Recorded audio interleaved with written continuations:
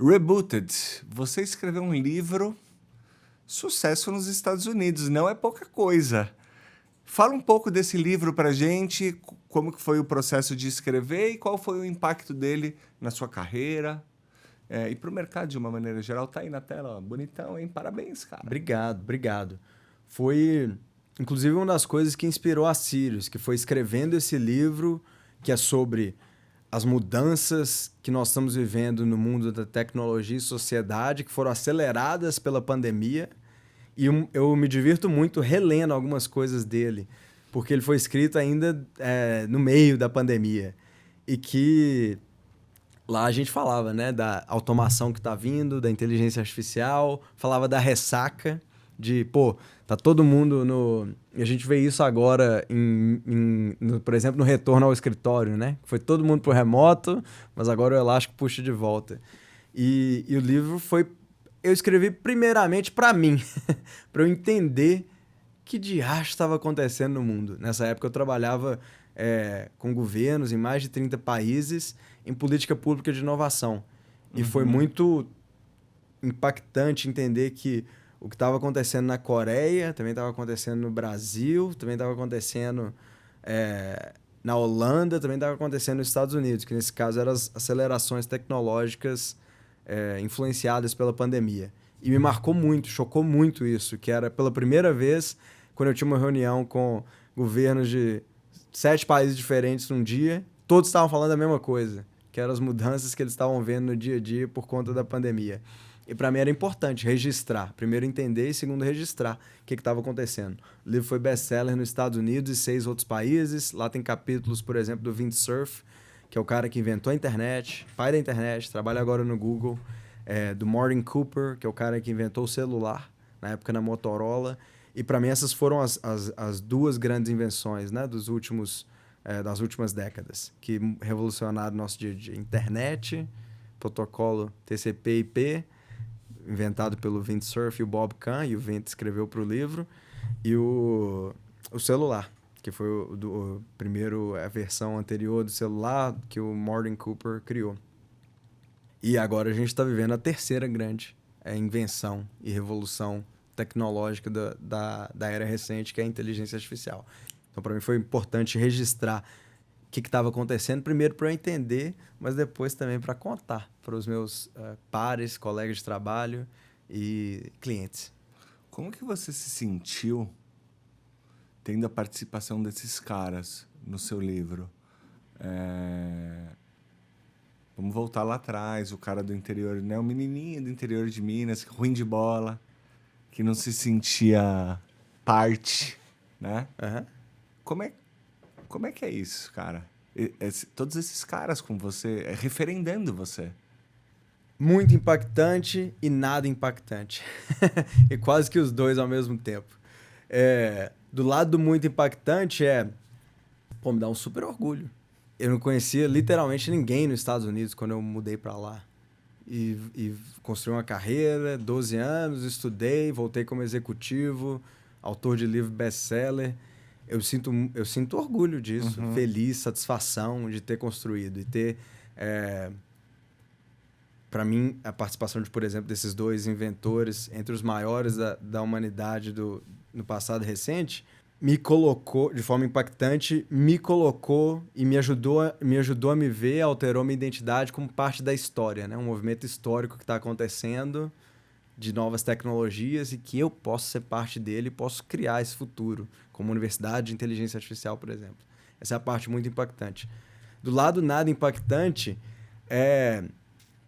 cara, eu não sei como é que é isso para você, que é desse...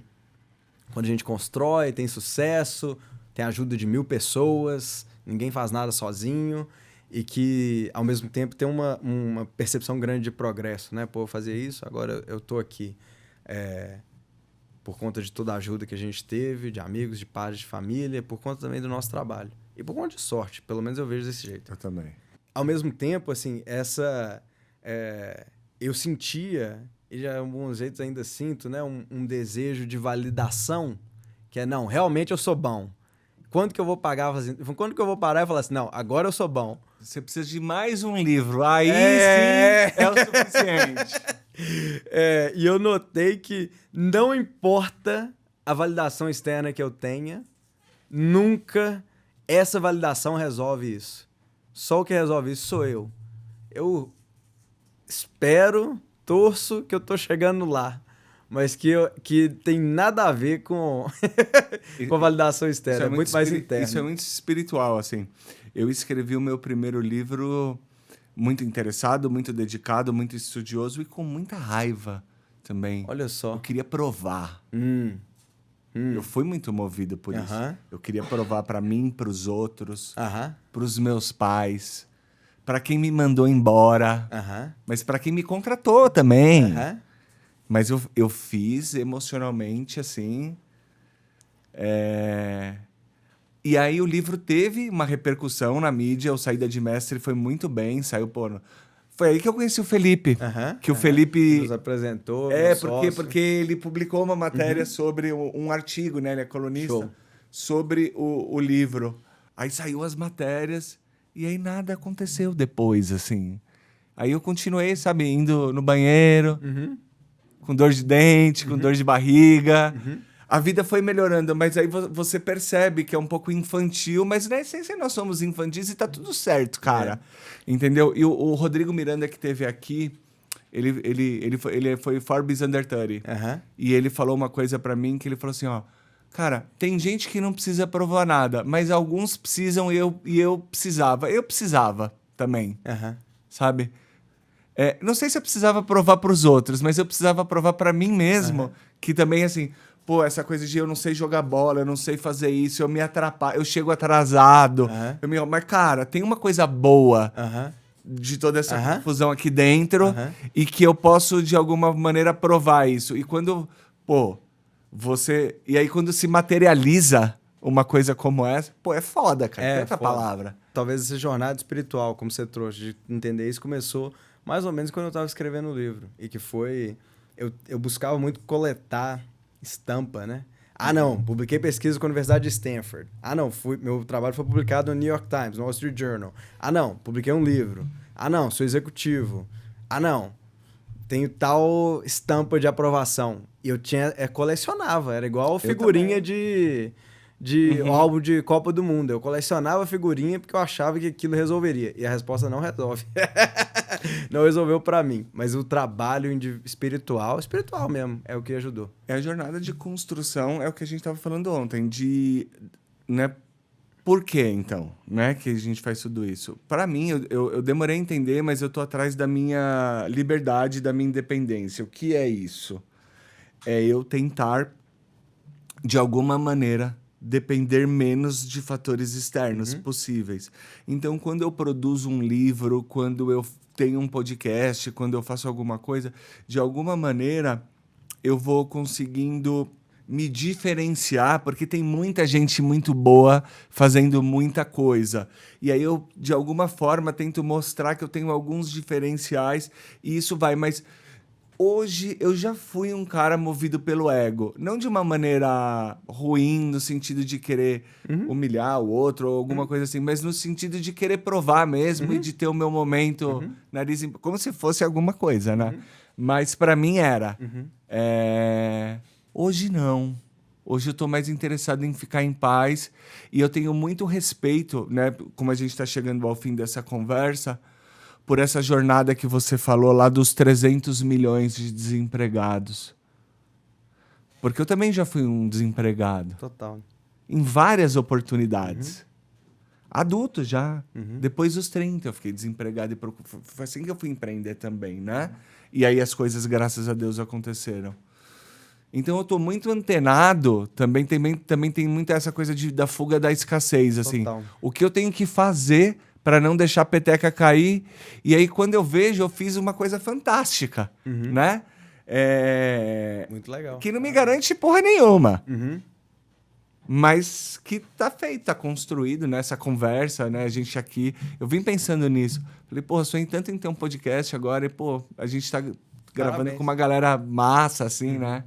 Queria saber se você pode elencar aí, sei lá, 7 inteligências artificiais... para quem está nos assistindo. Cara, usa essas ferramentas, começa a usar essas ferramentas que vai ser legal para você? Você tem isso na cabeça? Claro, vamos lá. Se você quer economizar tempo no seu dia a dia, diminuir suas reuniões, você vai entrar no Loom, L-O-O-M, e vai usar essa ferramenta, que é uma mistura de vídeo com inteligência artificial, para economizar seu tempo. Então, ao invés de marcar uma reunião, você vai gravar um vídeo, e essa inteligência artificial vai transcrever e resumir o que você falou. Então, quando você mandar para a galera, vai facilitar a sua comunicação. Eu resolvo um tanto de reunião, ao invés de ter reunião, usando essa ferramenta. Outra que eu recomendo se você está aprendendo e quer aprender mais de ciência de dados e inteligência artificial, é a Luna. A Luna é a inteligência artificial da Sirius, em que você pode experimentar, cadastrar, e ela vai ajudar você a desenvolver as suas habilidades. E não é só fazer por você, é te mostrar como fazer, para você aprender enquanto você está fazendo tudo isso. Uma terceira que é óbvia, se já tem ChatGPT e compra o premium dele, que são mais ou menos R$100 por mês. Uhum. Vai adiantar a sua vida. Uma vez que você faz isso, você vai poder acessar um tanto de outras inteligências artificiais customizadas, inclusive algumas que a gente criou na Sirius. Por exemplo, tem uma que é uma inteligência artificial de revisora de contratos, que é Startup Contract Drafter. Você consegue achar isso na loja da OpenAI, que foi a Sirius que criou, e que, me ajuda com uma das coisas que eu mais tenho dificuldade como CEO, que é rever contratos. Que é o dia a dia, tem que fazer todo dia, tem pelo menos um contrato para rever. Então, essa é outra que eu recomendo. Eu vou falar uma última, que é o Gemini, que é o lançado pelo Google recentemente, que também é de modelo de linguagem e que vai te permitir, talvez, brincar com duas IAs ao mesmo tempo. Então, o que você faz no ChatGPT, faz também no Gemini e vê como que uma pode desafiar a outra. Por exemplo, faz algo no ChatGPT, pede para o Gemini melhorar, vice-versa, isso vai te ajudar. E aí sim, cara. Aí tem 1000 outras que dependem muito do seu interesse. Se você gosta de criar imagem, experimenta o DALL-E, D-A-L-L-E, ou o Midjourney. 2 são ótimos de imagem. Você precisa de transcrição de áudio ou traduções. Tem a que a gente mencionou no início, Loom, e tem Transcriptor, e tem muitas outras. Então, tem 1000 aplicações específicas que você pode usar, mas eu começaria muito com essas que a gente mencionou aqui. Show de bola. Para fechar, alguma mensagem final, alguma coisa que a gente não conversou, que você quer deixar uma mensagem final para quem está assistindo a gente?